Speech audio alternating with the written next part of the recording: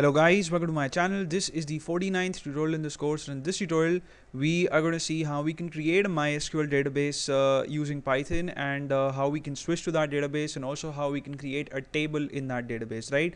So we're going to start off where we left in the last tutorial. In the last tutorial we understood how we can import the MySQL.connector module, how we can create a connection object by supplying the required arguments, and then how we can create a cursor object, and how we can execute simple SQL statements. So we're going to start off from where we left, and as you can see, I have a fresh shell session here, and I have imported the MySQL connector module. I've also created a connection object. I've given it the name CONN, and I've also created a cursor object using the cursor method, right? So one thing that I've done differently is that while establishing a connection with the MySQL server, I haven't specified the database name as an argument to the connect method. And the reason why I haven't specified the name of the database here is because we'll be creating a new database and we'll be switching to that database. So I don't want a connection to be established with a particular database in MySQL.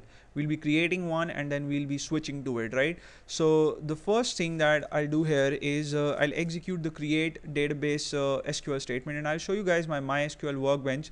As you can see, I've got 5 databases at the moment: Joomla, Sakila, Strepsils, Test, and World, right? So let's say I want to create a database called Python. So the command for that is going to be mycursor dot execute, and whenever you have to execute any SQL code, you have to use the execute function, and in double quotes I'll type in create database and then the name of the database which you want to create. So in this case I want to create a database called Python, so I'll type in that, and when I press the enter key, I'll go back to my MySQL workbench and I'll refresh the object browser, and you can see that there is a database here now that's called Python, right? And in MySQL we've automatically switched to this database because no other database was selected initially, right? But in Python you'll have to do that, and the command to do that is use and the name of your database. So I want to use the Python database for all the operations that I'm going to perform next. So I'll type in use Python, and I'll press the enter key, and now we have switched to the Python database. So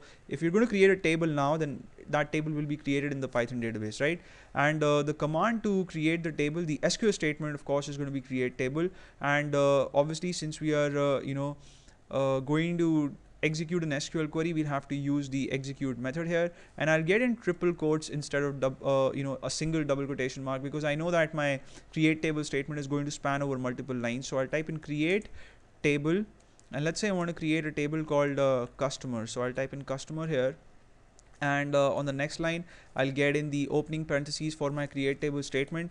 Let's say I want to have a field called ID, which is going to take in numeric value, so it can be of integer type, and I also want this field to be the primary key of the table. So I'll type in ID space int space primary key. Let's say I want to have a field called name of varchar type, and I want this to have an upper limit of, let's say, 30 characters, and next I want to have a field called email, and this too of varchar type, and let's say email can have an upper limit of 30 characters too, and let's say next I want to have a field called city, and this too of varchar type, and let's say city can have an upper limit of 25 characters.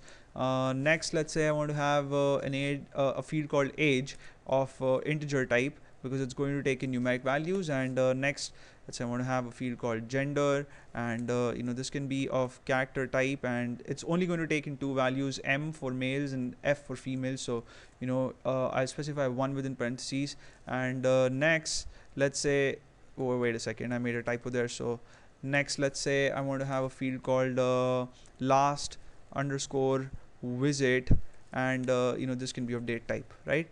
And that's it. I don't want any more fields in my table, so I'll get in the closing parentheses of the create table statement, and then triple quotes and the closing parentheses of the execute function. And when I get in the closing parentheses for the execute function, all my SQL code, everything that's within the parentheses for the execute function is highlighted in gray, and I'll press the enter key, and if you don't get any error, then it means our table has been created successfully. And there are two ways in which I can check whether my table has been created or not. Firstly, of course, I can execute the show tables command here and I can find out. The other thing that I can do, and the more convenient way, is you go to your MySQL workbench, and then you click on the drop down for Python, and then on the drop down for tables, and you will be able to see the customer table here, right? And you can also check out the structure of this table by executing desc space customer and a semicolon. And when I press control enter, I see that I have all these fields, and they have the types that I specified, and ID is also the primary key, so that constraint is also there, right? So the SQL is executed just as it should be. Whether you execute it in MySQL or whether you execute it in Python, your SQL code is going to be interpreted in the same way.